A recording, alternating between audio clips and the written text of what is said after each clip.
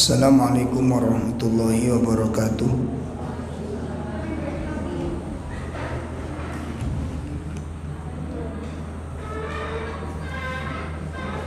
Alhamdulillahi rabbil alamin. Hamdan katsiran thayyiban mubarakan fi kama yuhibbu rabbuna wa yarda.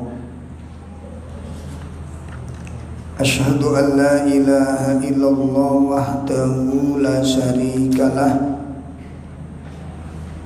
wa asyhadu anna Muhammadan abduhu wa rasuluh.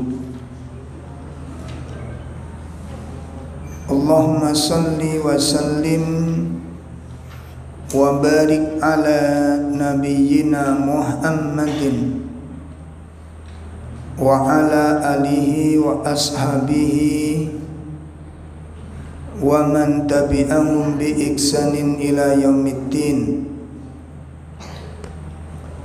Ya ayyuhalladzina amanu taqullaha haqqa tuqatih wa la tamutunna illa wa antum muslimun. I'lamu anna asdaqal hadits kitabullah wa khairal hadyi hadyu Muhammadin sallallahu alaihi wasallam wa syarrul umur muhdatsatuha wa kullu muhdatsatin bid'ah wa kullu bid'atin dhalalah wa kulla dhalalatin finnar. Khatul iman, Bapak Ibu sekalian, alhamdulillah di pagi ini Allah mempertemukan kita di dalam majelis ilmu, dan kita bersyukur kepada Allah atas segala karunia-Nya sehingga acara kajian perdana kita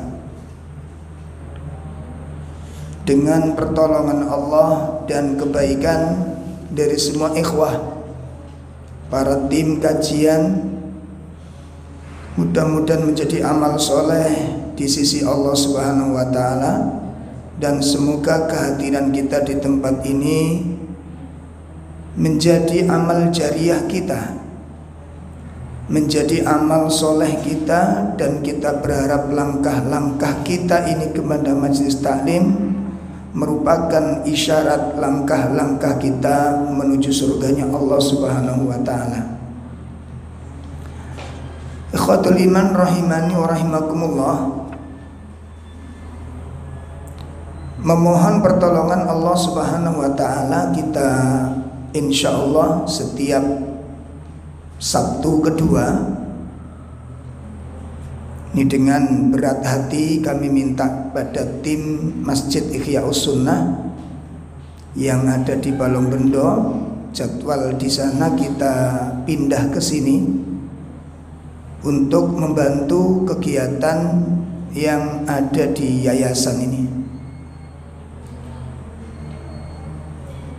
Dan alhamdulillah ikhwan-ikhwan jamaah Masjid Ihya'us Sunnah memperkenankan, dan insya Allah kita mulai pagi ini dan ke depan setiap Sabtu kedua ya, kajiannya kita mulai insya Allah jam 8.30. Kalau nanti ke depan memungkinkan, jika ke depan memungkinkan, nanti mungkin kajian bisa 2 sesi dengan 2 ustadz pembicara, kalau memungkinkan.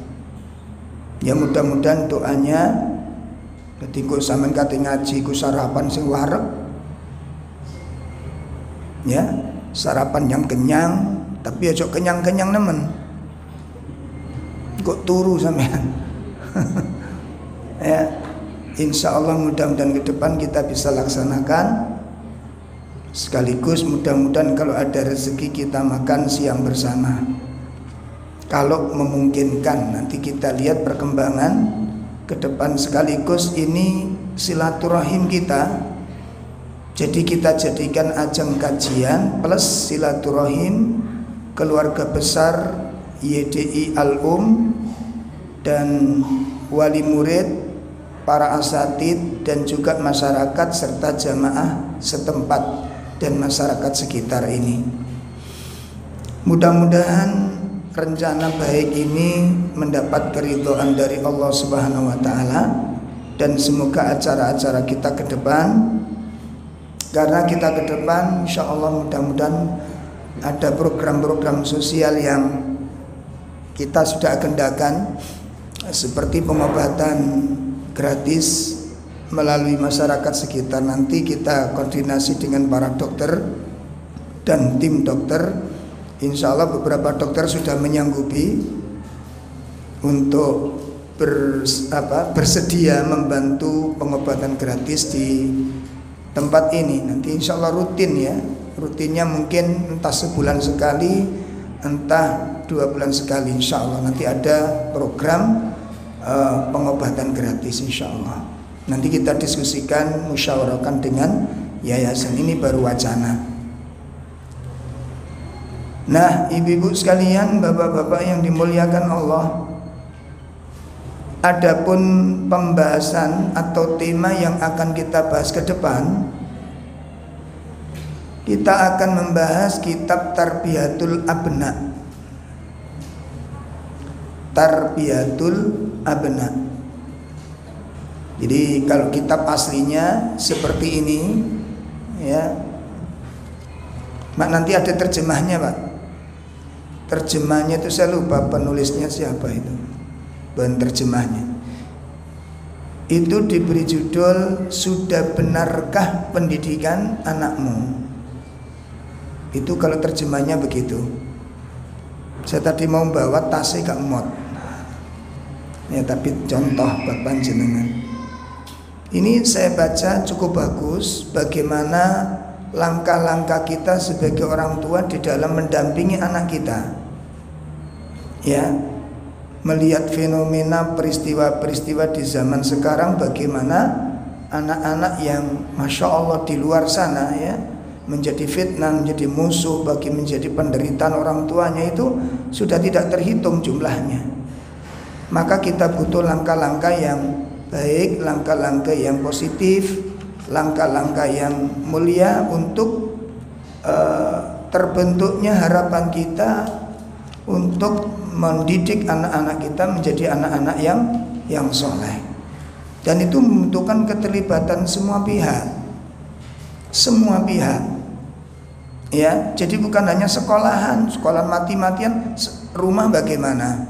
Orang tua bagaimana? Orang tua mati-matian, lingkungan gak mendukung, gak jadi.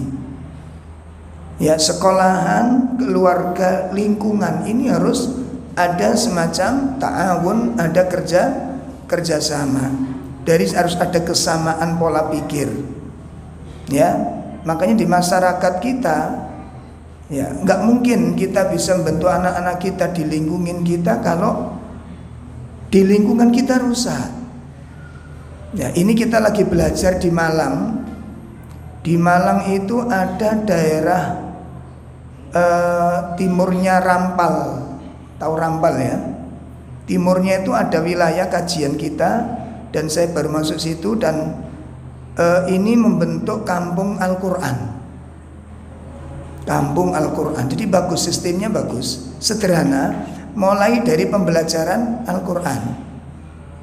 Pembelajaran Al-Quran. Jadi warga tidak jangan sampai di MUB ini nanti RT RW kerjasama, masjid-masjid sekitar itu kerjasama, bagus sekali saya lihat. Kemudian di masjid namanya Nailul Hamam itu sudah ada ponpes, ya, ponpes. Itu Sabtu Ahad saja. Targetnya anak-anak umum.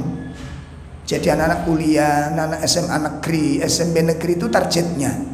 Ya, kalau anak-anak pondok kan sudah biasa. Ini anak yang umum ini. Dan alhamdulillah sekarang pesertanya itu ratusan sekarang. Ada 200-an sekitar peserta tetapnya setiap Sabtu dan Ahad saja. Masya Allah, cukup bagus sekali saya lihat. Lah ini apabila kita bisa terapkan, itu Masya Allah. Ya, kita sudah punya wacana bertahun-tahun itu di sini nih. Kita kepingin ada i'dad lil ma'had. Jadi i'dad lil ma'had itu untuk Sabtu dan Ahad saja. Jadi Sabtu sore anak diantar ke sini, kajian mulai maghrib acaranya. Maghrib nanti sampai malam, malam belajar sholat malam, subuh, habis subuh kajian, setelah subuh olahraga. Nanti anak-anak ya sarapan ya seperti biasa. Jadi nggak full mondok plus kajian itu enggak. Nanti banyak acara-acara yang kita kemas untuk membentuk karakter ini loh. Untuk membentuk karakter, dan ini masih kita diwacanakan sama teman-teman di YDI dan Al-Um. Mudah-mudahan nanti itu bisa terlaksana. Ya. Sehingga nanti kalau satu saat anak-anak SD ada, nanti pas mondok itu anak sudah apa? Sudah siap gitu loh. Gak melayu tuh ke pondok ini. Gak melarikan diri ya. Seperti kalau antum tahu ceritanya Ustadz Aun itu, cuma beliau nggak mau cerita aja itu. Itu kalau anak-anak kecil, makanya SD kan nggak diterima, Al-Furqan nggak terima kan. Dulu nerima itu jam 12 malam muncul gitu loh. Lari lah. Yang bisa mengendalikan anak Ustadz Aun. Lah maksud jam 12 bengi Ustadz Aun dikon berada cilik-cilik ini. Dan Ustadz Aun yang cerita ke saya. Gak berat, nanti anak SMP pun berat karena tidak terbiasa apa? Bisa dengan orang tua. Ya. Makanya orang tua ketika dikasih aturan di pondok sulit nerima. Sekian bulan, dulu kan 3 bulan sekali baru ditelepon awal itu. Sekarang sudah 1 bulan sudah bisa ditelepon, sudah bisa dikunjungi, sudah bisa dibawa pulang. Sekarang ada perubahan aturan karena gak memungkinkan anak-anak seperti ini. Ya, maka insya Allah ke depan mudah-mudahan dengan dukungan semuanya, bantuan semuanya untuk bisa terlaksana program-program itu. Ini agak maju aja, maju aja. Nggih, kok ketok ibu padahal mek titik. Maju aja, maju aja, maju. Nggih, maju mau. Agak maju, Pak. Maju mau. Showroom mawon Pak. Ngoten. Pun. Maju mawon. Cek mboten pekiwo sing mburi ngen ngelangkang-langi geger tugel geger sampean. Diisi angkat tinggi sih Mas. Ustaz, diisi Ustaz. Cek mboten anu mangke cek mboten nyesot maning ngene lho. Mosok sampean gak ditipis bokonge. Baik. Materi kita pakai ini sebagaimana yang sudah kita sebarkan. Abi, Umi, tuntunlah aku menuju surga. Ikhwatul iman, Bapak Ibu sekalian yang dimuliakan Allah,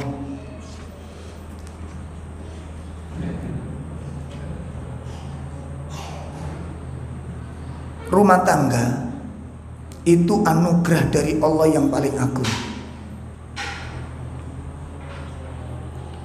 Ya, poin pertama, anugerah paling agung. Rumah tangga itu anugerah yang paling agung. Allah mengamanah, Allah memberikan kita pasangan. Itu sebuah nikmat yang tiada tara. Ya, orang bisa menyalurkan cintanya kepada orang yang dicintai. Saya ulangi, orang bisa menyalurkan cintanya kepada orang yang dicintai, dan orang mendapat cinta dari orang yang dicintai itu anugerah yang tiada tara. Anugerah yang sangat luar biasa. Bapak Ibu bisa renungkan sejenak, kalau kita mencintai tapi nggak bisa disampaikan, rasanya gimana? Rasanya pripun? Mencintai sesuatu tapi nggak bisa tersampai. Ini jangan dijadikan lagu ya nanti ya. Apa jenenge Mas? Cintaku apa? Buka apa lah? Itu antum bisa bayangin sebuah siksaan, sebuah penderitaan, sama-sama cintanya. Itu poin pertama sih. Siksaan yang kedua apa?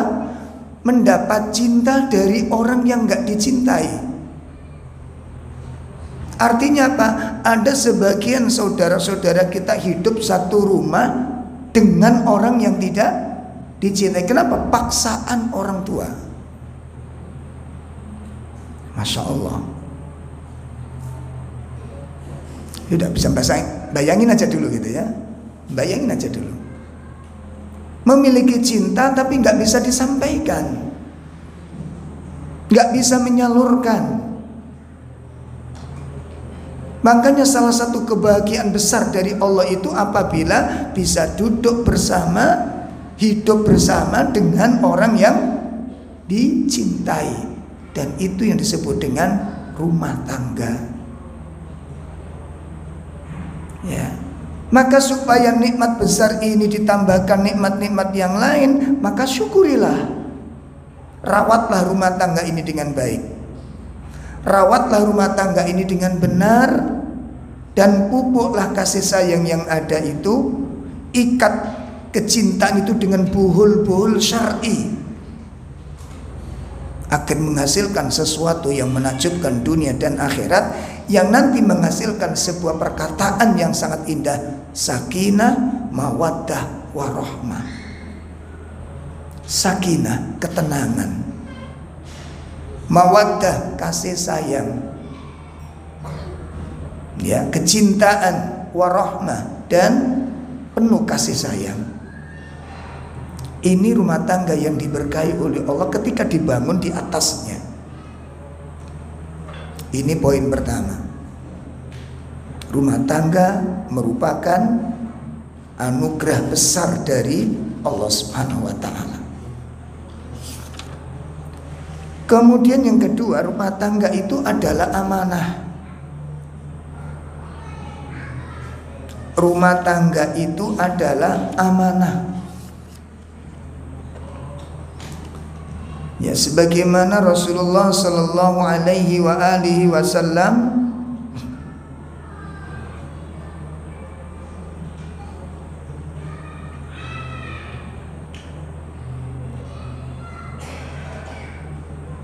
telah sabdakan dalam sebuah hadis yang diriwayatkan oleh Imam Tirmidzi dan Imam Muslim. Nabi sallallahu alaihi wasallam menyebutkan, ayuhan nas, wahai manusia, ittaqillah, bertakwalah kalian kepada Allah, fin nisa, dalam urusan wanita. Bertakwalah kepada Allah dalam urusan istri. Kenapa? Karena sesungguhnya kalian fa'akhadtumuhunna, karena kalian mengambil istri itu, menjadikan pasangan kalian bi amanatillah, itu dengan amanat dari Allah Ta'ala. Wanita itu kamu persunting, wanita itu kamu ambil, wanita itu kamu nikahi, wanita itu kamu jadikan istrimu, wanita itu kamu jadikan pendampingmu untuk menemanimu dalam menjalankan tugas dan kewajiban. Itu bi amanatillah, dengan amanah dari Allah Ta'ala. Nah, kalau kemudian Allah dan Rasulnya menempatkan keluarga itu sebagai amanah, maka tidak boleh sia-siakan, tidak boleh diabaikan, tidak boleh diremehkan. Ini ambil, jaga, itu amanah. Maka harus kita jaga amanah ini. Kita jaga amanah ini dengan sebaik-baiknya, dalam segala sisinya. Dalam segala sisinya. Sampai kalau seorang membeli bunga, dia bawa ke rumah, dia sirami sekali dua kali kemudian dibiarkan, ini namanya menyia-nyiakan. Paham ini? Ini namanya kita apa? Menyia-nyiakan. Dan itu sudah masuk dosa. Iya. Karena kita membeli sesuatu yang kemudian kita telantarkan. Itu bunga, Pak. Yang mungkin harganya cuma 70.000, yang mungkin harganya cuma 100.000. Itu bunga. Dosanya di mana? Dosanya kita ambil, kita keluarkan duit kita beli lalu kemudian kita telantarkan ini. Dosanya di sini. Itu belum nanti binatang-binatang atau makhluk-makhluk hidup seperti kita beli ikan 1 kali, 2 kali, ya. Kemudian kita kasih tempat yang sempit. Ini siksaan bagi dirinya. Atau tidak kita kasih makan 1 kali 2 kali, setelah itu kita biarkan kemudian meninggal, maka kita berdosa karenanya. Sampai ada hadis menjelaskan ada orang masuk surga karena seekor kucing, dan orang bisa masuk neraka karena seekor kucing. Masya Allah. Ini yang bagian dari rahmat Allah yang diberikan kepada kita, maka tunjukkan rahmat itu. Dan salah satu bentuk rahmat itu untuk menjaga rahmat Allah dan nikmat Allah ini adalah menunaikan tugas dan amanah ini dengan sebaik-baiknya. Di sini Rasulullah SAW sebutkan dalam sebuah hadis yang diriwayatkan oleh Imam Muslim, Masya Allah ini, fattaqullaha fin nisa, bertakwalah kalian kepada Allah atas wanita. Nah, maksud atas wanita ini nggak boleh disia-siakan, ya. Fa innakum akhadtumuhunna bi amanillah, sesungguhnya kalian mengambil mereka itu dengan amanat Allah Subhanahu wa taala. Wastahlaltum furujahunna bi kalimatillah, dan dihalalkan kemaluannya mereka bagi kalian itu dengan kalimatnya Allah. Ya, sehingga dengan yang namanya an-nikah. Apa arti nikah? Tuh kan masalah, ilmu belum nyambung wis duwe anak akeh. Piye iki kadung. Apa makna nikah? Nikah itu artinya dham. Napa dham? Lho nggih mboten ngertos. Alif fathah, a, alif kasrah, i, alif dom. Dhamma artinya apa? Apa artinya? Sampeyan malah bingung. Apa artinya dhamma? Alif fathah, a, alif kasrah, i, alif dhamma, artinya dhamma apa? Fathah itu artinya apa? Fathah artinya apa? Buka. Fathah, buka makrotnya. Kasroh apa? Kasroh artinya apa? Ya Allah, antum tegang banget ini. Santai aja. Kasroh artinya apa? Kasroh pecah. Makanya itu makrotnya mulutnya kudu pecah. Itu gak oleh. Antum kalau taksin salah terus kalau gitu. Gitu. Itu. Dan memang kalau taksin itu yang dilihat apanya? Kalau taksin yang dilihat apanya? Mimiknya. Saya dot itu seminggu dot tok nih. Kalau gimana Dhamma artinya apa? Ngumpul. Jadi bibirnya apa? ngumpul. Nikah itu kumpulnya suami dengan istri. Itu nikah. Ya. Maka halalnya hubungan ini, ya, dalam hal ini adalah hubungan badan, itu nikah namanya. Nikah itu hubungan badan antara wanita dengan perempuan. Ya apa? Ya apa? Wanita dengan laki-laki. Jeruk mangan jeruk.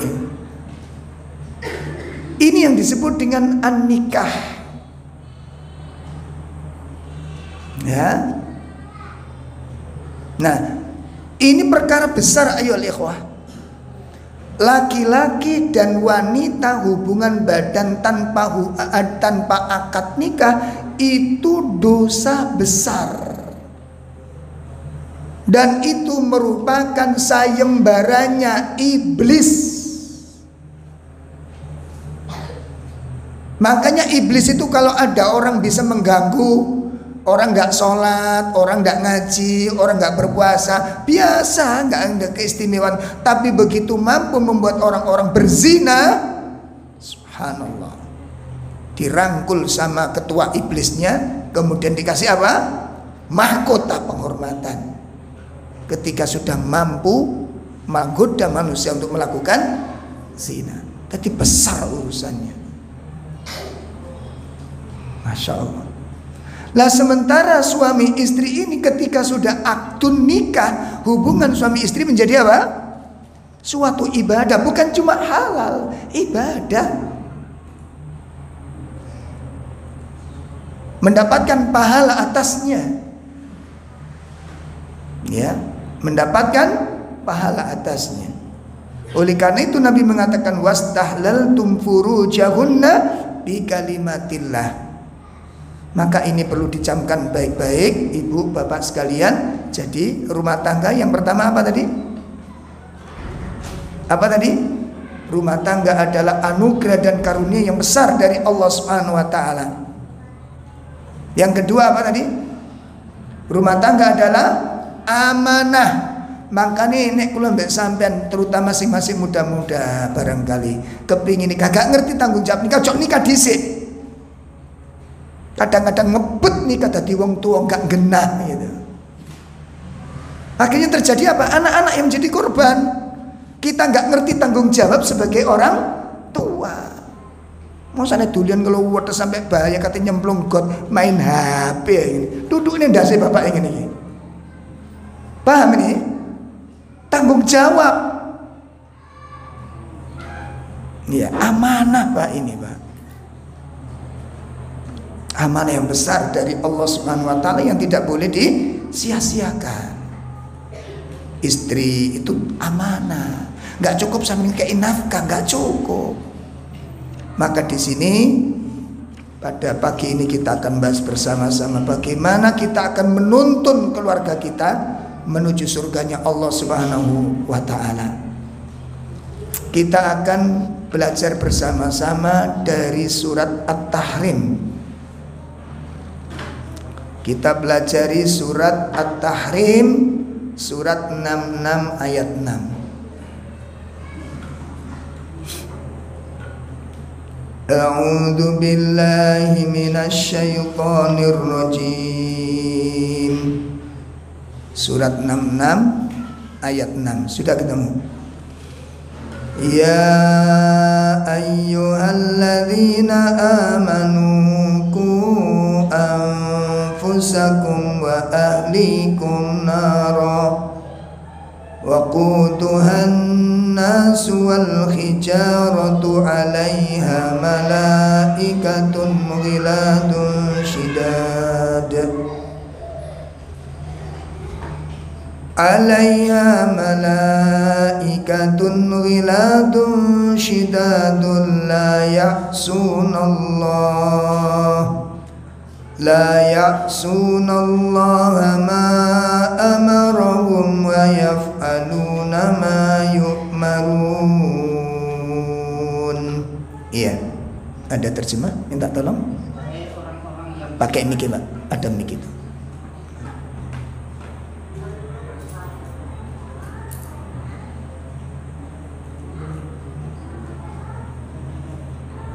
diangkat. Nah, wahai orang-orang yang beriman, peliharalah dirimu dan keluargamu dari api neraka yang bahan bakarnya adalah manusia dan batu. Penjaganya malaikat-malaikat yang kasar dan keras, yang tidak durhaka pada Allah terhadap apa yang Dia perintahkan pada mereka, dan selalu mengerjakan apa yang diperintahkan. insyaallah kita akan pelajari bersama dalam pembahasan ayat ini. Dari ayat ini ada 3 pelajaran penting. Dari ayat ini ada 3 pelajaran penting yang harus kita ingat dan harus kita simpan dan dipahami dengan benar. Karena di sini kita berperan sebagai siapa? Orang tua. Terutama bapak-bapak nih, punya tanggung jawab yang luar biasa. Ya. Nah, Bapak Ibu sekalian, 3 pelajaran itu meliputi yang pertama,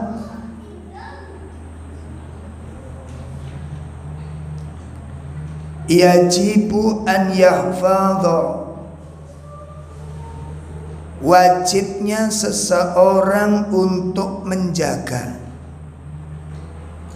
dirinya dan keluarganya min adzabillahi wa min sukhtillahi azza wa jal, dari siksaan Allah dan kemurkaan Allah. Ini pelajaran pertama, wajib bagi seorang muslim untuk menjaga dirinya, menjaga keluarganya dari azab Allah dan dari kemurkaan Allah. Oleh karena itu di awal ayat sudah dijelaskan, wahai orang-orang yang beriman, jagalah dirimu dan keluargamu dari api neraka. Nah, tafsir pengertian yang dimaksud jagalah dirimu dan keluargamu dari kemurkaan Allah itu pengertiannya bagaimana? Mari kita lihat nasihat-nasihat ulama-ulama ahli tafsir. Tafsir pertama,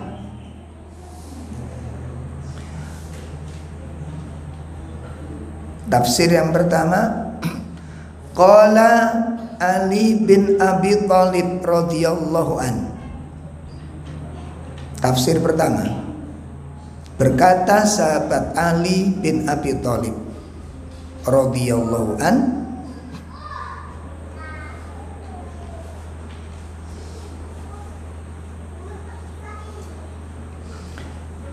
yang dimaksud jagalah dirimu itu adalah alimu anfusakum, alimu anfusakum wa ahlikum al adab wal ilm. Ajarkanlah, itu artinya Pak, ajarkanlah dirimu dan keluargamu,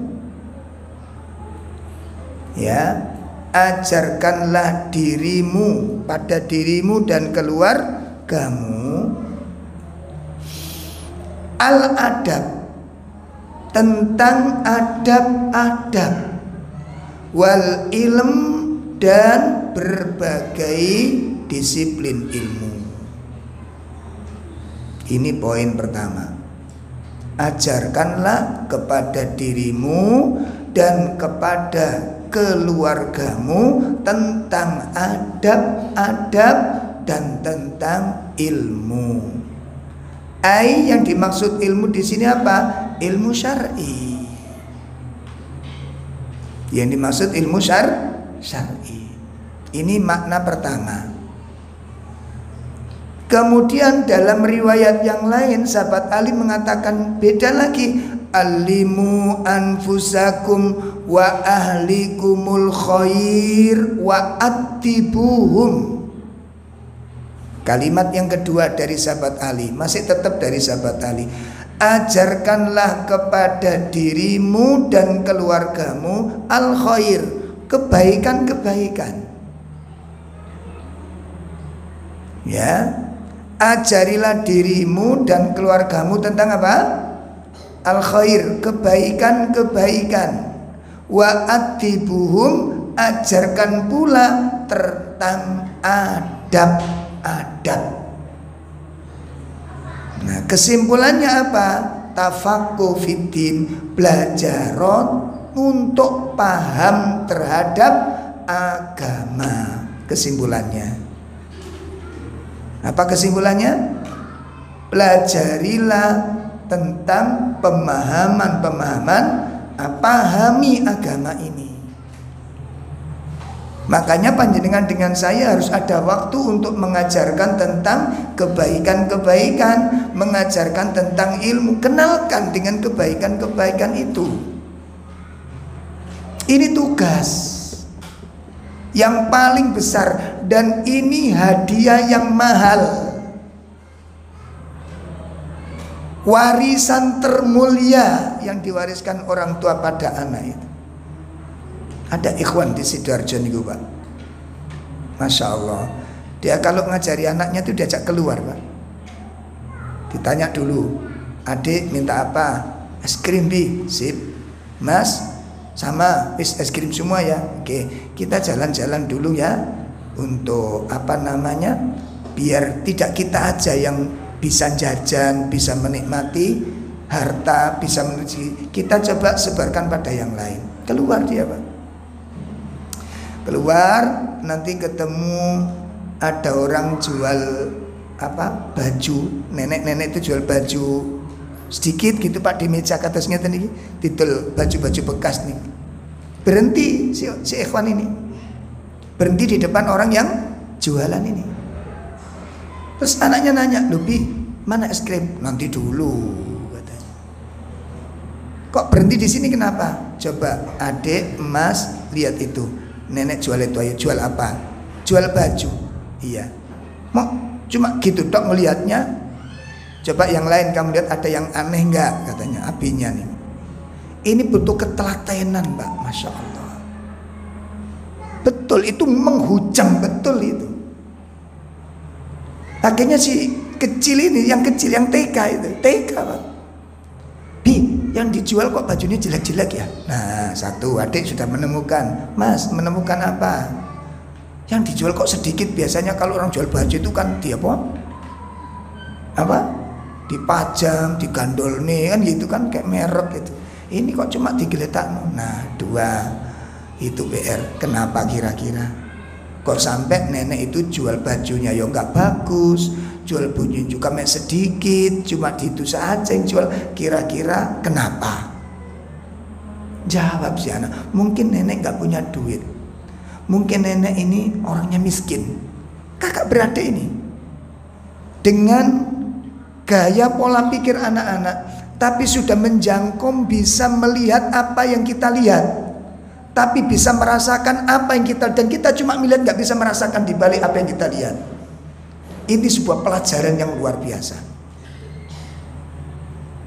Anak bukan cuma disuruh ngelihat, tapi disuruh ngerasakan. Kita yang sudah dewasa ini belum tentu bisa merasakan apa yang bisa kita lihat. Makanya ayat-ayat yang kita baca hanya lewat saja. Kita pun nggak bisa ngerasakan ayat yang kita baca. Ada pengaruh nggak kira-kira? Ketika kita baca ayat-ayat, lalu kita nggak bisa merasakan hikmah di balik ayat itu, apa yang tersirat, apa yang tersimpan, ada pengaruh nggak ayat ini kita baca? Ada pengaruh nggak? Ada pengaruh nggak Pak? Nggak ada pengaruh. Sama kita ngeliat orang miskin, kita lihat, oh kok cuma jualan itu? Maaf, ketika panjenengan ngeliat orang jual cowek, yang Anda bayangin apa? Napa Bu? Orang jual cowek, oh cowek iku atos, sapa ngarani gembu? Watu Mas aja nih Mas. Apa yang Anda pikir di balik itu? Ini kemampuan, IQ namanya. Ini yang disebut dengan faqih. Makanya beda, tahu dengan faqih itu beda. Ayat ngerti, nggak ngerti karepe, belum faqih namanya, paham. Makanya yang didoakan Nabi apa? Allahumma faqihu fiddin. Man yuridillaha bihi khairan. Gimana hadisnya? Ada yang hafal? Mas yang coba, kenapa? Hadisnya gimana? Yeah. Man yuridullahu bihi khairan yufaqihu fiddin, Pak. Yufaqih itu nggak sekedar tahu dalil, tapi ngerti apa sih yang diinginkan dalil ini. Itu namanya faqih. Dan ini orang yang dikehendaki baik oleh Allah Ta'ala. Dan ikhwan kita ini ngajari anak bukan cuma tahu, oh nenek ini jual baju. Enggak, kenapa nenek jual baju kok dikit? Dipancing pola pikirnya, Pak. Subhanallah. Akhirnya apa? Berjalan lagi berikutnya, bibi berhenti lagi. Loh kenapa dek? Ada nenek jual lontong. Mek lontong ditilat pisan. Kenapa memang? Kan sudah tua. Kenapa kok masih kerja? Kenapa anaknya? Ini anak TK, demi Allah anak TK, Pak. Anak kita cari apa, Pak? Ngapunten, peran kita sebagai orang tua di sini sejauh mana menanamkan halal ini kepada anak-anak kita? Sudah pernah kita anak-anak kita lihat, lalu kita kasih PR seperti itu di lapangan? Hah? Atau dek rumah balon dek, encot-encotan dek, McD dek, ada ayam mati di situ. Ayo ikhwah, bisa nggak kita tingkatkan cara mendidik kita anak-anak ini? Subhanallah, akhirnya apa? Terbentuk anak-anak sudah. Ayo ikhwah, begitu diantarkan umiknya, ini ikhwannya cerita ke saya. Nah, 1 hari 2 hari begitu. Ya kadang-kadang ketemu orang jual apa ngapunten. Sungkro apa itu? Sungkro ya. Genggia pelem itu loh, Pak. Ya Allah. Kan enggak ada yang beli itu. Dioyong, ngoyong ngalor ngidul ngoten gitu. Terus yang terbayang oleh kita, Pak, siapa yang beli? Terus keluarganya di rumah yang dinanti apa, Pak? Kalau Anda berposisi sebagai orang itu, yang Anda rasakan apa? Kalau Anda berposisi, saya pinjam dulu Anda untuk menggantikan beliau membawa apa tadi? Si Sungkro ini. Dan istri yang nunggu di rumah yang dinanti apa, Bu, kira-kira, Bu? Kalau punya suami pamit kerja, pamitan jualan ini tadi, itu Masya Allah. Kira-kira istri yang di rumah ngapain? Nunggu apa? Sementara yang namanya Sungkro ini, Pak, seminggu belum tentu laku 1. Kita bisa ngerasakan itu enggak? Mampu enggak? Ini yang disebut faqih. Dan ikhwan kita ini Masya Allah berhasil, ayo ikhwan, berhasil membentuk karakter ini. Begitu hari-hari berikutnya diajak jalan-jalan sama abinya. Abinya harus gak berhenti. Anaknya yang bilang, Bi, kenapa gak berhenti? Ngapain berhenti? Loh, Abi lupa ya? Itu nggak kasih infak kepada si nenek. Masya Allah, saya dijawil, Ustadz, sudah masuk pelajaran kemarin. Nangis saya, Pak, ya Allah. Sekolah bersama umiknya, ada wanita cari rosokan gendong anaknya. Umiknya suruh berhenti sudah. Mimi berhenti, kenapa? Biasanya Abi itu berhenti begini. Kenapa memang, kata umiknya. Umi nggak ngelihat itu ada bude-bude bawa anak lagi, dorong lagi, berat Umi, itu anak kecil. Ayo ikhwah, sekarang bapak-bapak yang kita banggakan dari anak kita pinter tentang apa? Apa yang kita banggakan kira-kira? Pinter tentang apa? Subhanallah, ada yang terlewatkan waktu-waktu kita jamaah. Saya ngikuti jejak beliau ini, saya tiru jejak beliau ini. Beliau bukan ustadz, bukan, tapi inisiatifnya, inspirasinya tajam untuk membangun anaknya ini. Sehingga kalau orang lain saja diperhatikan, gimana kalau saudara sendiri kira-kira? Hidup gak ini kira-kira coba? Dan itu dimanapun berada, selalu dia bersikap demikian. Ada orang tua bawa rosokan itu, ya, kita lagi naik angkot, naik angkot, berhenti, naik angkot ini nggak bisa. Itu kasihan rosokan itu tertanam, ayo ikhwah. Dan ini yang disebut dengan amal jariyah. Subhan, terbentuk, ayo ikhwah. Coba kalau kita ceramah, bentuk nggak ini? Dek, diinget-inget ya. Apa nih diingat? Coba antum merasakan pelajaran yang disampaikan secara harfiah, seperti kajian kita ini, ya. Diwanti-wanti, tolong loh Pak ya, nanti kalau ada begini tolong begini. Kalau begini ini bisa ngaji. Begitu kita kelihatan bener, lupa. Beda dengan langsung praktek. Jadi dilatih anak ini, dilatih, terbentuk karakternya. Subhanallah. Ini yang disebut dengan amal jari. Itu yang dimaksudkan oleh sahabat Ali, alimu anfusakum wa ahlikumul khair wa atibuhum. Adab. Sampai kalau makan, mbahnya ada di rumah, tidak berani dia makan. Walaupun sudah makan. Mbah dulu, yang tua dulu. Itu sudah masuk ke dalam ranah anak-anak kecil ini, karena sudah langsung dipraktekkan di lapangan. Ayo ikhwah, sekali lagi, kira-kira mata pelajaran apa yang sudah kita tanamkan sama anak-anak kita sebagai pengejawatan ku anfusakum. Ini surga namanya, ini surga kita ajarkan. Ayo dituntun anak-anak kita ada kemuliaan, dituntun anak kita menuju akhlak-akhlak yang mulia begini. Gak usah lama-lama, pulang dari sini praktek gitu loh. Kelamaan kadang-kadang ini. Pulang dari sini praktek. Cari para duafa, jalan-jalan ya. Nanti ada orang-orang kok jualan sepeda giat-giat, berhenti sebentar, dilatih. Ini kalau terekam pada anak-anak, Masya Allah, gak bisa bayangkan ini keutamaannya. Pun ini yang pertama. Yang kedua, makna dari ku anfusakum wa alikum naro itu, sahabat Abdullah bin Abbas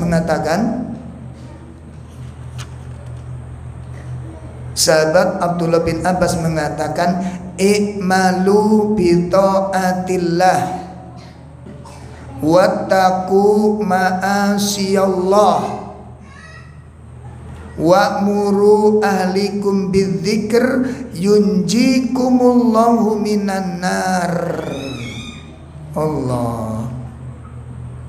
I'malu bi ta'atillah, hendaklah kalian selalu beramal dengan ketaatan kepada Allah. Satu. Ini kata siapa? Kata siapa tadi? Sahabat Abdullah bin Abbas.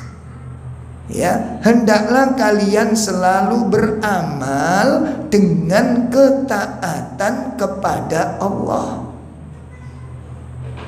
Wattaqu ma'asiyallah. Yang kedua, takutlah kalian dalam berbuat maksiat kepada Allah. Yang kedua apa artinya? Dan takutlah kalian dalam berbuat maksiat kepada Allah. Jauhi kemaksiatan.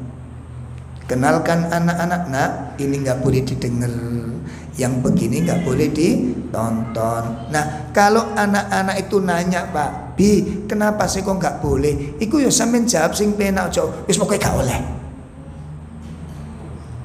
Pokoknya gak oleh. Sama hujan-hujan. Nggak boleh hujan-hujan. Kenapa sih Bi nggak boleh hujan? Abi bilang nggak boleh. Titik. Insya Allah. Untung anak-anak nggak nawar koma gitu loh. Kenapa kita kok pelit menerangkan? Coba hanya duduk di sini dulu di sini. Bapak-bapak turun di sana. Memang begitu ngajarin itu, Pak. Memang begitu ngajarin itu. Ya. Terlibat kita. Subhanallah. Dibuka diskusi itu nikmat nanti, Pak. Anak-anak itu seneng kalau ngomong sama bapak itu nanti. Sehingga nanti Anda lebih mudah memperbaiki kesalahan anak nanti kalau udah begini. Anak welcome, orang tua welcome kepada anak-anak. Biarkan anak-anak dekat dengan Anda. Ini yang paling buruk itu kalau anaknya mendekat, ayo sana, habis capek. Nah, ini serem orang tua kayak begini ini. Kenapa kita usir anak-anak dari diri kita? Kenapa anak-anak gak boleh manja dengan kita? Makanya para ulama bilang apa? Jangan kamu jadikan anak-anakmu yatim sementara kamu masih hidup. Itu bedanya anak yatim dengan gak yatim itu. Anak yang gak yatim itu ono sing dingalemi. Lah nek sampean gak dingalemi terus jaluk tolong sapa deh nang Pak RT. Ada enggak seperti itu? Ada enggak? Insyaallah. Ajarkan, kenalkan. Ini nggak boleh nak. Seperti kalau hujan tadi, nggak boleh. Duduk sini sebentar aja sama Abi sini sebentar. Coba lihat air yang mengalir itu dari mana coba? Dari got. Nah, isinya got itu apa? Air kencingnya apa? Tikus, air kencing kotoran, air kencingnya orang masuk sana. Nah sekarang meluber, airnya mengalir di sini. Kita injak-injak. Nah, kira-kira air ini bersih apa? Kotor. Nah kalau bersih itu sehat apa enggak? Gampang sakit apa enggak? Sementara yang namanya tikus, yang namanya kucing, yang namanya binatang itu banyak di situ buang kotoran di sana. Mau kakinya kayak begitu? Ini pola pikir melihat sebuah masalah nggak saklek. Jelas ya? Nggak saklek. Ini kata sahabat Ibnu Abbas, wattaqu ma'asiyallah, takutlah kalian kepada Allah dalam berbuat maksiat. Kemudian yang ketiga kata sahabat Abdullah Ibnu Abbas, wa'muru ahlikum bidzikri, perintahkanlah keluargamu agar banyak berzikir kepada Allah. Perintahkanlah keluargamu agar banyak berzikir kepada Allah. Nah, kalau ini sudah kita amalkan, apa saja tadi kata sahabat Ibnu Abbas? Nopo kimawon tadi? Satu, beramal untuk mentaati Allah. Yang kedua nopo? Bertakwa kepada Allah dari maksiat. Yang ketiga apa? Perintahkan kepada keluargamu untuk banyak. Kalau perkara-perkara ini sudah kita amalkan, kita beramal dengan ketaatan kepada Allah, menjauhkan diri maksiat, banyak berzikir kepada Allah Subhanahu wa taala. Apa kata beliau? Yunjikumullahu minan nar. Yunjikumullahu minan nar. Berarti apa kata beliau? Maka niscaya Allah akan menyelamatkan kalian dari api neraka. Masya Allah. Kan pas ini dengan ayat tadi. Pun itu yang kedua. Kemudian tafsir yang ketiga, Imam Mujahid mengatakan, yang dimaksud jagalah dirimu dan keluargamu dari api neraka. Itu apa maksudnya? Qala al-Mujahid, berkata Imam Mujahid rahimahullah ta'ala, ittaqullah, hendaklah kalian bertakwa kepada Allah. Apa pengertian takwa menurut syariat? Napa Ibu? Makna takwa menurut syariat pripun Ibu? Apa Bu? Imtithal awamiri, menjalankan perintah-perintah Allah, wajtinabu nawahi, menjauhkan diri dari larangan-larangan Allah. Itu namanya takwa Allah ya. Perintah pertama kata Imam Mujahid, bertakwalah kalian kepada Allah. Dan yang kedua, wa ausu ahlikum bitaqwallah. Nah, wasiatkan kepada semua keluargamu, nasihatkan kepada semua keluargamu untuk selalu bertakwa kepada Allah. Jadi kok gampang Pak, ngaturin itu gampang. Kalau kita sudah terbiasa begitu, ngaturnya lebih mudah nanti insya Allah. Bon, ini tafsir yang keberapa? Yang ketiga. Yang keempat, Imam Qatadah. Ini ada 5 tafsir Pak. Sangat menarik perkataannya soalnya. Imam Qatadah rahimahullah ta'ala berkata, yang dimaksud jagalah dirimu dan keluargamu dari api neraka itu artinya apa? Ta'muruhum bita'atillah. Ajarkan, perintahkan, suruh ya keluargamu untuk taat kepada Allah. Suruh keluargamu untuk taat kepada Allah. Yang tentunya ini diawali oleh dirinya sendiri, ya, ibu-ibu, bapak-bapak diawali dari sendiri. Yang kedua kata beliau, wa tanhahum an maksiatillah, dan laranglah keluargamu dari maksiat kepada Allah. Laranglah keluargamu dari maksiat kepada Allah.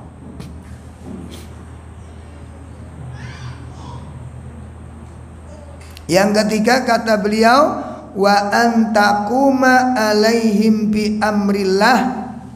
Yang ketiga kata Imam Qatadah, hendaklah kalian menegakkan perintah kepada mereka agar mereka selalu melaksanakan perintah Allah. Nah, berarti apa? Terus kasih nasihat pada istri, dinasehati.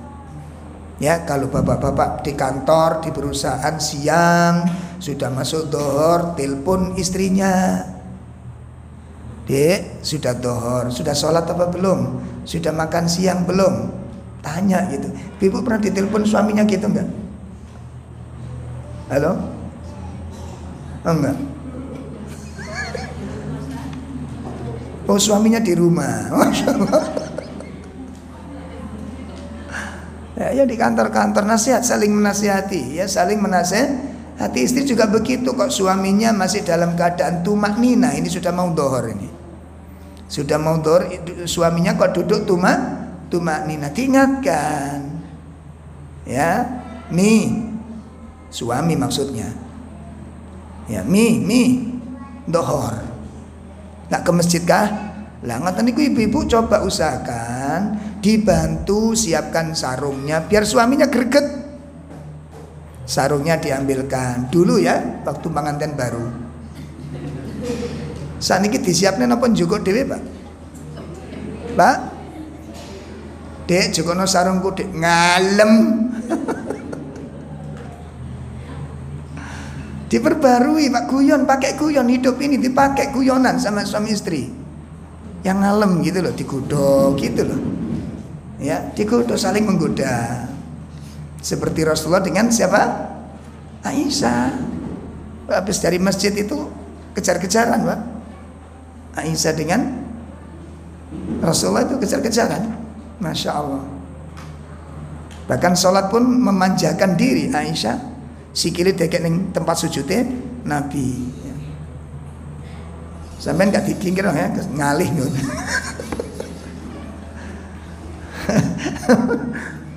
Allah, yang dibangun kalau Pak dibangun ya, diperbarui rumah tangga itu. Ya kami di rumah belajar seperti itu, Pak. Belajar seperti itu. Makanya salah satu manfaat sepeda motor lurun itu manfaatnya balapan hari ngaji. Si Salman, ayo kejar Umi, kejar mueng, ngoten di jalan raya, seneng anak-anak itu. Kejar bingung, wuyu di jalan itu sewenang. Itu rasanya Masya Allah. Dulu sempat sampai di rumah itu sembunyi-sembunyian, Uminya sama Abi sembunyi cari anak-anak. Itu anak betah di rumah. Pas bapak singitan tinggal belonjo karo sing wedok.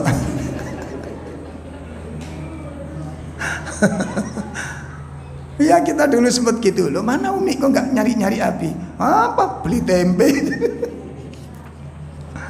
Ini penting itu kalau antum kaji kitabnya Ustadz Siapa yang meninggal dulu? Ustadz Armen ya. Allah, itu bagus sekali. Itu dihidupkan suasana rumah tangga kayak gitu. Kalau kita kan mati tuh, ngalem disuapi mah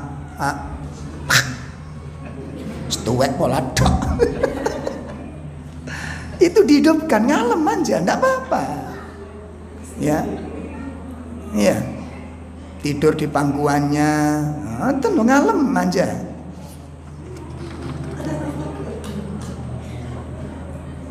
Mbok sing digambar. Astagfirullah. Wong urip kok tegang ngene sampeyan iki terlalu serius sampai Quran Sunnah sampeyan ini. Santai gitu ya. Bun. Jadi yang ketiga apa kata Imam Qatadah? Apa tadi, Bu? Hendaklah kalian menegakkan perintah kepada keluarga agar mereka selalu melaksanakan perintah Allah. Tegakkan, perintahkan pada mereka. Cuma jenengan dengan saya harus melaksanakan lebih dahulu, kan begitu? Itu yang ketiga. Yang keempat, wa ta'muruhum bihi wa tusa'iduhum alaihi. Masya Allah. Suruhlah keluargamu melakukan kebaikan dan bersegera di dalam melaksanakan kebaikan ini. Oh, ini banyak yang tertinggal, Pak, ini, Pak. Ayo disibukkan, rumah tangganya dimakmurkan dengan begini ini. Ya, rumah tangganya dibangun seperti ini. Amal-amal soleh itu sudah menggema di rumah-rumah kita ini. Anak-anak dilatih untuk itu. Ya, suruhlah mereka melakukan kebaikan dan bersegera dalam melakukan kebaikan. Seperti tadi. Makanya kalau ada di rumah panjenengan ada orang duafa, orang miskin, manfaatkan untuk melatih anak-anak itu. Malah manfaatkan. Ya, beli makanan, sayur disuruh berlebih, belikan kepada duafa tersebut. Anaknya suruh nganterin. Ya, pertama diajak, ayo dianterin sama Abi, anterin sama Umi. Datang ke bude ini duafa, kasihan. Kasih itu. Dan anaknya dilatih demikian. Jelas ini? Dilatih demikian, disuruh menyaksikan ini loh kebaikan yang saya sampaikan tadi. Tunjukkan ini pintu-pintu kebaikan, tunjukkan anak-anak itu. Sebab ini kalau nggak dikenalkan, nggak akan kenal anak-anak kita selamanya. Terus kita bertahun-tahun ini mengenalkan apa tentang anak-anak? Ya, Masya Allah, eman. Ya, sangat disayangkan kita. Baik, berikutnya yang keberapa? Nasihat yang keberapa? Yang kelima, fa idza ra'aita lillahi maksiatan rada'tahum anha wa zazartahum anha. Apabila Anda melihat keluarga berbuat maksiat kepada Allah, kalau Anda melihat keluarga bermaksiat kepada Allah, maka hendaklah kalian larang, hendaklah kalian cegah. Jangan dibiarkan keluarga melakukan maksiat kepada Allah. Ini tafsir yang keempat. Yang terakhir, Imam Ad-Dohak. Imam Ad-Dohak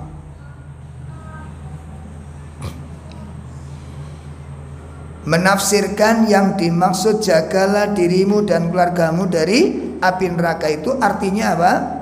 Hakun alal muslim, wajib atas setiap muslim, wajib atas setiap muslim, an yu'allima, untuk mengajarkan, untuk ngajari, ya, ahlahu, keluarganya, min qurabatihi, min qarabatihi, dan juga kerabat-kerabatnya.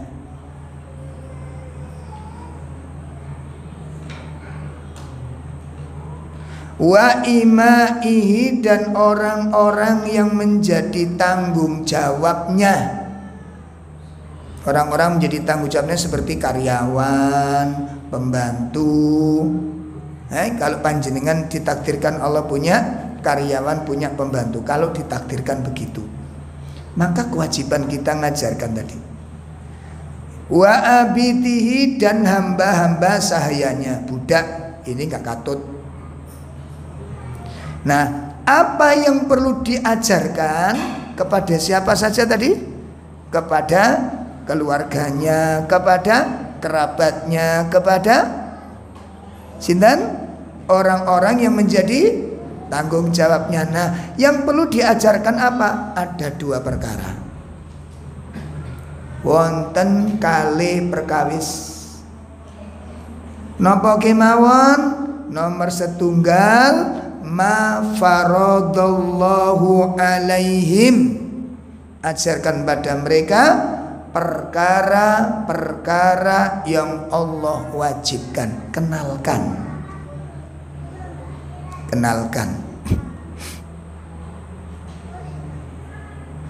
ya, kenalkan. Dan ini anak-anak mau dikenalkan adab-adab juga ya. Jadi satu misal kalau main ke rumahnya mbahnya duduk di bawah, anak kita naik kursi, segera suruh turun. Ini kadang-kadang wong tua niku meneng ae. Ayo meneng tok, kadang suarane tok gregeten saya ini. Candaan wong arek cilik. Nak, mbah di bawah, boleh enggak di atas. Itu menanamkan pola adab. Jangan dibiarkan anak seperti ini. Jelas ini? Jadi kalau ada mbahnya ada di bawah atau orang tua di bawah, atau kalau perlu dilatih, anak coba nanti masuk enggak? Kalau di rumah kita tes anak-anak itu. Anak duduk kursi, saya di bawah. Kok diem aja? Baru kita ingatkan. Oh, belum masuk pelajaran ini. Besoknya kita ajari lagi. Besoknya mulai paham. Masya Allah. Akhirnya terbentuk Pak ini Pak. Lah pembentukan karakter begini apa? Begini apa Bu? Terbentuknya karakter dari mana? Pembiasaan. Makanya TK Al-Um itu kan PR-nya apa Bu? Napa? Mijeti bapak-bapak. Gak kroso, dipijeti arek gak kroso. Wis gak usah, jarno ae. Wong sampean sing mateni potensi kuwi sampean. Cuci-cuci biarkan, nguntuk gowo di jarno ae. Anak saya begitu dulu, pertama disuruh nyuci piring. Piring itu banyak, dikasih satu saset sama umiknya napa niku? Sunlight niku. Sing jenenge sak piring niku Pak, satu sunlight itu satu piring Pak. Masya Allah. Sing jenenge tempatan niku jenenge buih niku Pak. Ya Allah nduk, banjir. Wis kacrek, ngerti kacrek sampean? Napa kacrek niku? Jangan mikir disuruh mau-mau, gak akan mau dia. Biarkan saja dengan kekurangannya itu. Lah tugasku lambek sampean ngapain? Mendampingi, ngono lho. Mendampingi. Makanya biasakan bahasa, ayo amal soleh yuk. Biasakan amal soleh, itu bahasa kita. Amal solehnya apa? Ngambil arahan di rumah itu, nata sandal, ngambil piring, nata sarung. Itu belajar bahasa dengan bahasa apa? Amal soleh. Dilatih amal soleh gitu. Pun itu pertama yang diajarkan tentang perkara-perkara yang Allah wajibkan, kenalkan, ajarkan. Yang kedua, wa manahahumullah, dan perkara-perkara yang Allah larang, kenalkan, tunjukkan, ajarkan. Kilona perkataannya nggak boleh diomong ini, nggak boleh berkata demikian.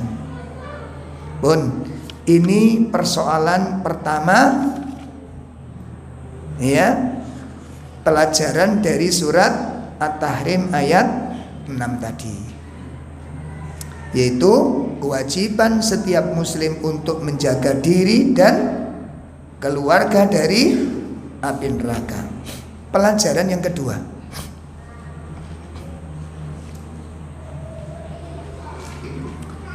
hidup ini tanggung jawab.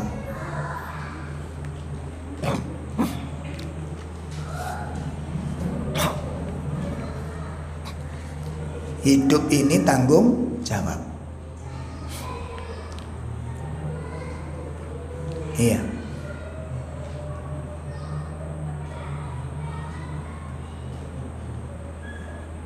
Rasulullah Shallallahu Alaihi Wasallam menyebutkan, jadi artinya begini, yang dimaksud hidup ini tanggung jawab apa sih? Semua itu akan dimintai pertanggungjawaban.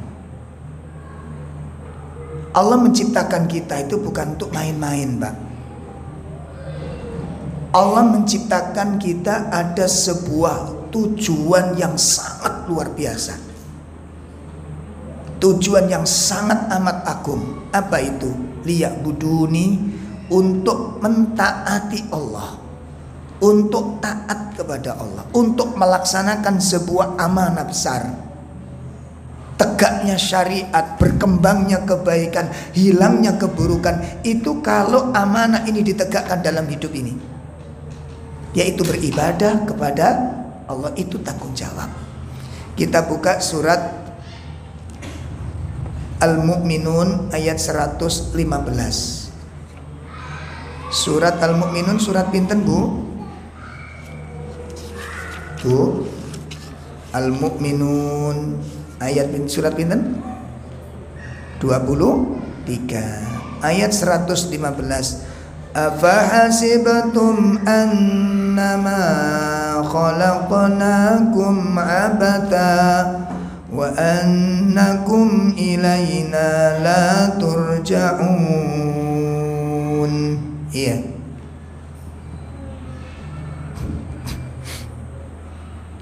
Surat 23 ayat 115. Silakan, monggo. Maka apakah kamu mengira bahwa sesungguhnya kami menciptakan kamu secara main-main saja, dan bahwa kamu tidak akan dikembalikan kepada kami? Allah, apakah kamu menyangka, apakah kamu mengira kami menciptakan kami itu untuk main-main saja? Disebutkan oleh Syekh Nasir As-Sa'di hanya untuk seneng-seneng, untuk santai-santai, untuk makan-makan, untuk minum-minum, untuk main-main saja. Apa itu tujuan kamu diciptakan? Apa demikian manusia keberadaannya? Lalu kemudian kamu menyangka begitu nanti ketika kamu mati lalu tidak dimintai pertanggungjawaban. Apakah kamu menyangka juga demikian? Tidak, ya ikhwan. Hidup ini adalah sebuah tanggung jawab. Rasulullah Sallallahu alaihi wasallam mengatakan, kullukum ra'in wa kullukum mas'ulun an ra'iyah. Tiap kalian adalah pemimpin. Pemimpin atas siapa? Pemimpin atas dirinya sendiri. Mau kita jadikan apa diri kita ini, Pak? Monggo silahkan. Makanya Allah memberikan sebuah pilihan. Allah memberikan faman syaa falyu'min faman syaa falyakfur. Barang siapa ingin beriman silakan dia beriman. Silakan dia beriman. Faman syaa falyakfur falyakfur. Maka barang siapa ingin kufur silakan dia kufur. Ini bukan ayat pilihan. Paham ini? Ini yang disebut dengan ayat peringatan dan ancaman. Paham ini? Jadi gini loh, contohnya ngeten. Kalau ada seorang istri wis pegel kalau kelakuan sing lanang, eleke sing lanang, nek wis pegel mentok-mentoke suaranya seorang istri, wis ya, aku wis gak kurang-kurang, wis terserah sampean, monggo sak karep sampean. Ini bukan pembebasan, Pak. Ini kalau suami cerdas mesti paham, iki bojoku wis mentok ngono, bukan alhamdulillah istriku memberi kebebasan. Iki njuk dikeramasi wong lanang sing koyo ngene. Paham? Itu namanya mentok. Wis terserah monggo. Sama dengan seorang suami, wis aku gak kurang-kurang dadi ulang nang, wis tak ilmu balik-balik. Saiki wis terserah sak karep sampean. Iki nek wong wedok cerdas wedi dengan omongan ngene iki. Oh, wis bojoku mentok iki kaya ngono wayahe. Nek wong wedok bodoh, alhamdulillah. Yes, terima kasih papa.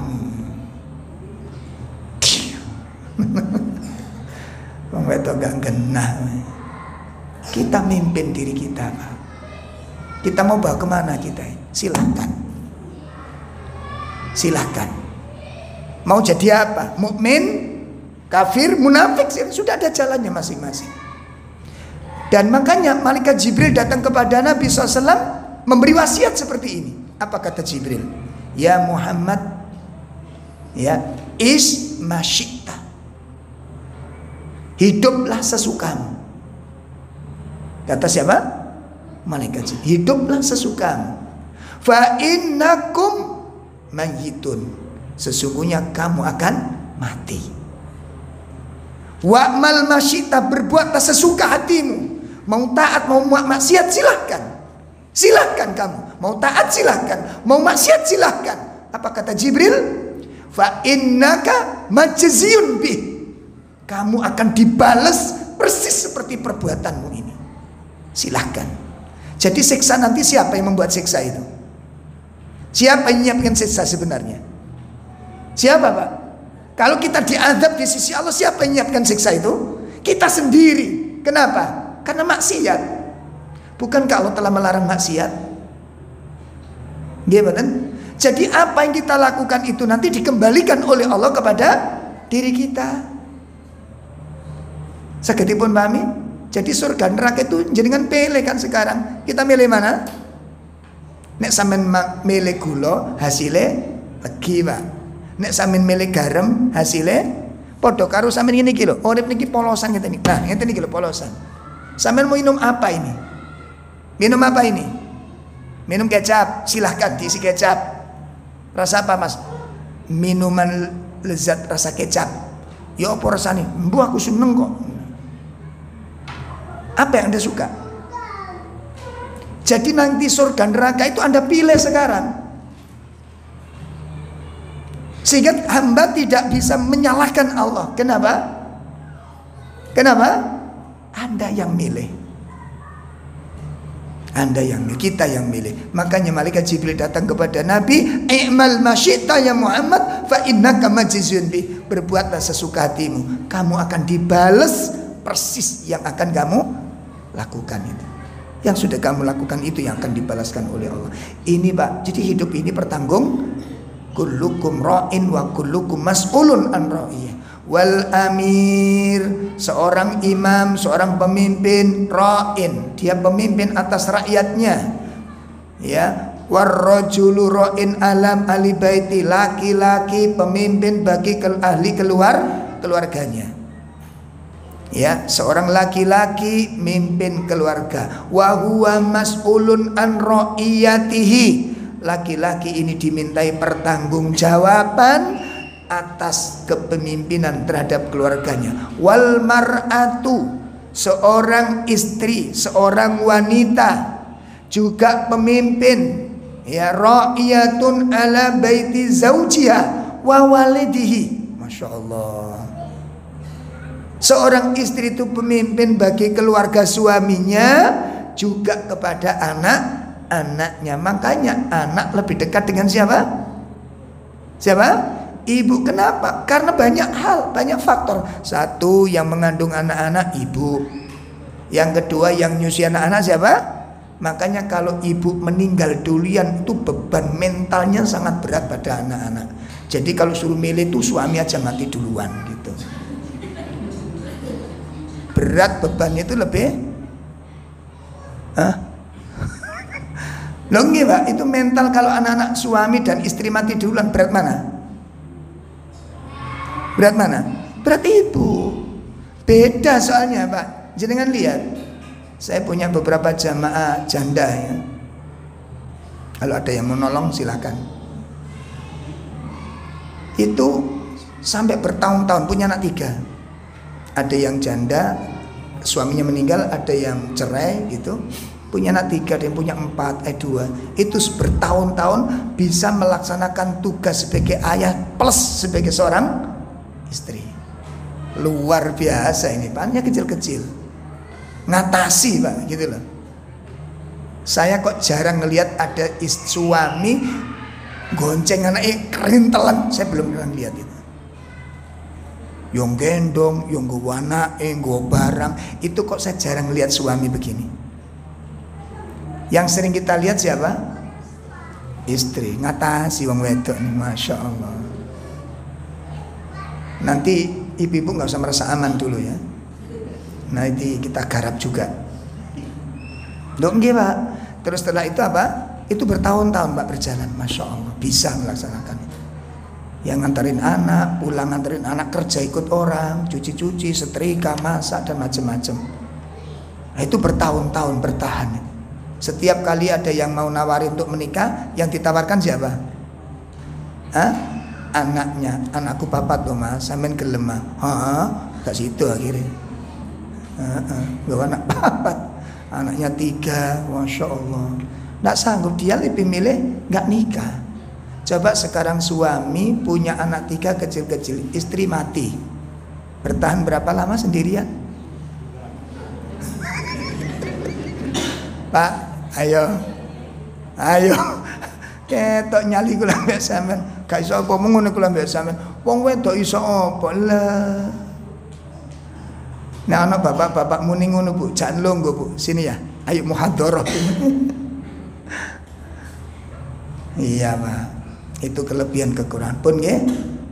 Jadi seorang wanita pemimpin bagi keluarga suaminya dan anaknya. Fakullum ra'in wa kullukum mas'ulun an ra'iyati. Oleh karena itu ada hadis yang menggembirakan bagi ibu-ibu sekalian dalam sebuah riwayat. Ketika Nabi ditanya ayun nisa'i khair, wanita yang terbaik itu yang bagaimana? Wanita yang terbaik dalam pandangan Allah itu wanita yang kayak apa? Qala Nabi sallallahu alaihi wasallam, Nabi pun menjawab, 1, allati tasurruhu idza nadhar. Wanita terbaik itu adalah wanita yang kalau suami memandang itu menyenangkan. Kalau suaminya memandang, suami ini, istri ini menyenangkan. Nah, menyenangkan, enak dipandang, senang dipandang, itu ada 2 tafsirnya Pak. 1, penampilannya yang rapi, yang bersih, dandan gitu. Ya ibu-ibu tolong ya, nek dandan itu pas apa? Suami mau pulang, itu sampean dandan. Mau tidur bareng suami dandan, berai nggak apa-apa, lipstikan, pupuran, ya kau usah beluk-beluk, kep Melayu bujuk sampean.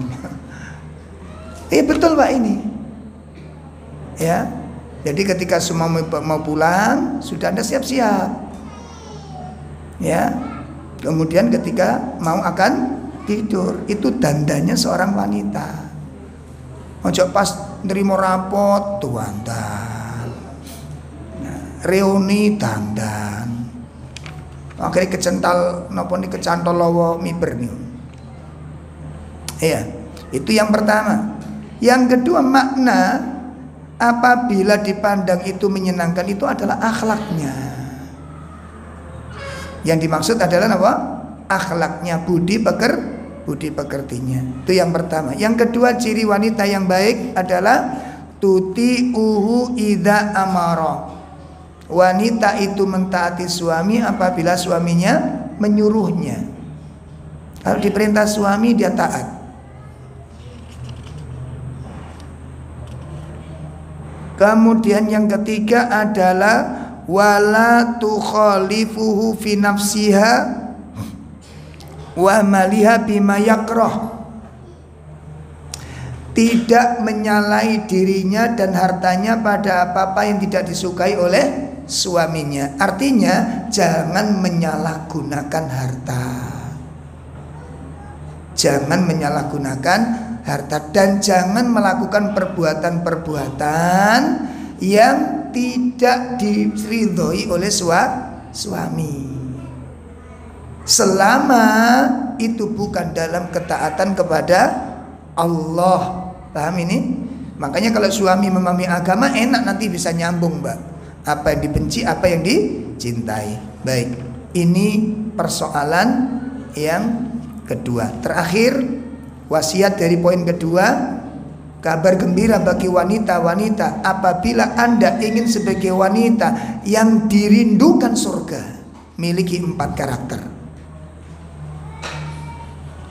Apabila kita ingin menjadi wanita yang dirindukan surga, miliki 4 karakter. Pertama, idza shallatil mar'atu khamsaha. Yang pertama adalah apa? Menjaga sholat wajibnya. Dijaga sholatnya tepat waktu, Bu ya.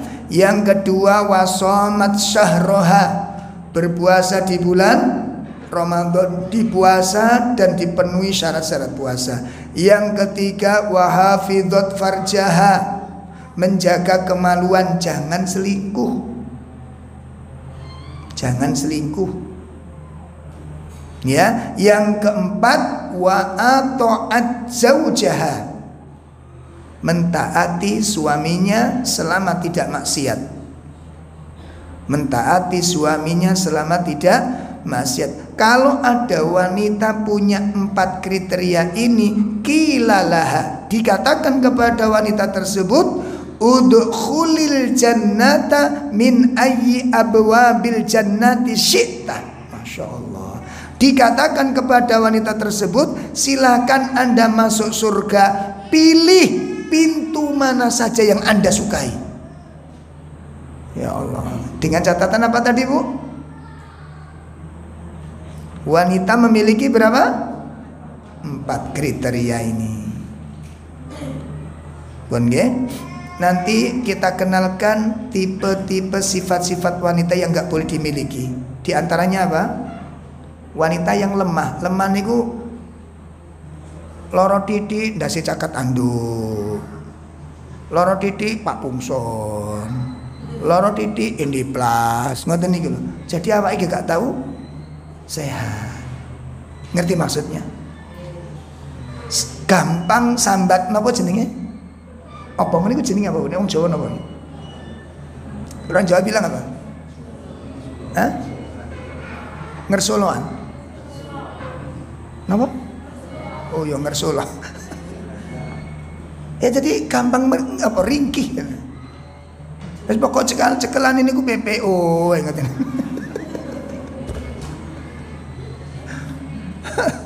Allah, jadi buka kamar itu seperti kayak sangkal potong, Mbak. Jadi wong lanang gak ono waras, akhirnya wong lanang melok kiyep akhirin delok niku. Dadi nek wong wedok niku dipandang ndak gak enak niku wong lanang gampang kena peles Pak matanya itu. Nah, iya. Yang seger itu. Bon, ini tafsir yang kedua. Terakhir, pelajaran yang terakhir, pelajaran yang ketiga adalah al-walidani, kedua orang tua, yajibu an tarbiya auladahum, kedua orang tua punya kewajiban besar di sana untuk mendidik anak-anaknya bisyariatillahi, dengan syariat dari Allah Subhanahu wa taala.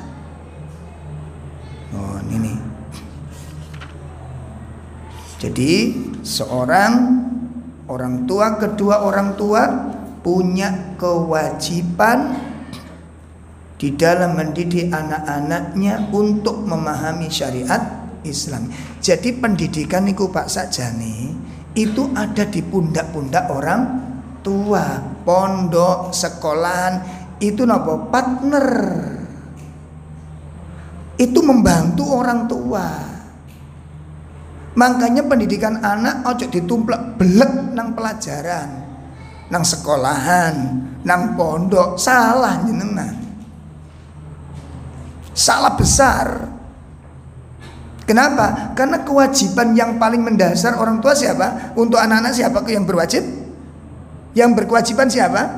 Orang tua. Sekolah, pondok niku partner. sarana untuk membantu meringankan orang tua tadi, bukan segala-galanya ditumplak blek ngoten mboten. Itu makanya di lembaga kita orang tua terlibat banyak dalam mendidik anak-anak. Kita mengawal, kita mendampingi. Karena tugas utama didik anak itu orang tua. Nah, cuma kapasitas ilmu kita kan terbatas gitu loh. Makanya kita kerjasama dengan lembaga, dengan pesantren, dengan sekolahan. Itu sebenarnya mereka itu membantu saja, partner kita. Tapi tugas utamanya siapa? Siapa? Orang tua. Nah, sekarang yang menjadi tugas utama siapa sekarang? Orang tua apa sekolahan? Orang tua apa pondok? Pondok. Ngoten. Maka tidak benar yang demikian ini. Jelas ya? Satu hadis renungan bagi kita semuanya. Hadis ini diriwayatkan oleh Imam Bukhari Muslim. Kullu mauludin yulatu alal fitrah. Ya, tiap-tiap anak yang dilahirkan itu yulatu alal fitrah, dilahirkan dalam keadaan fitrah, ai muslim. Maknanya muslim. Fa abawahu yuhawidanihi au yunassiranihi. Orang tuanya menjadi sebab kenapa anak ini menjadi Yahudi, kenapa anak ini menjadi Nasrani, au yumajjisanihi, atau anaknya akan menjadi Majusi. Orang tuanya yang menyebabkan anak ini menjadi Yahudi, Nasrani atau Majusi. Kenapa hadis ini tidak disebutkan orang tuanya yang menjadi sebab anaknya muslim? Kenapa?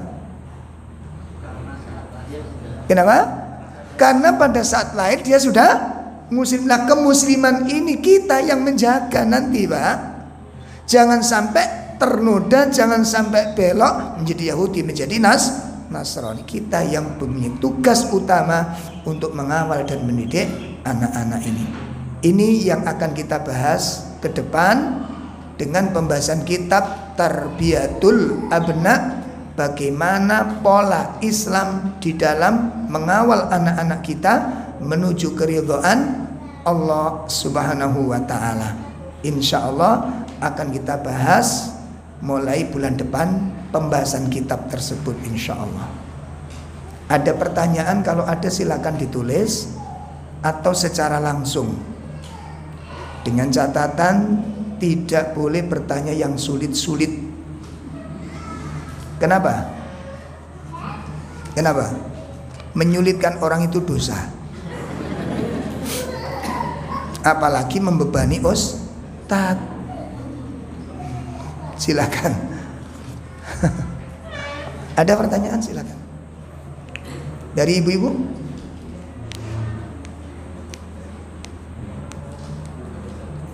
Monggo, nggak usah sungkan-sungkan, kita cangkruan aja, Pak. Cangkruan mawon.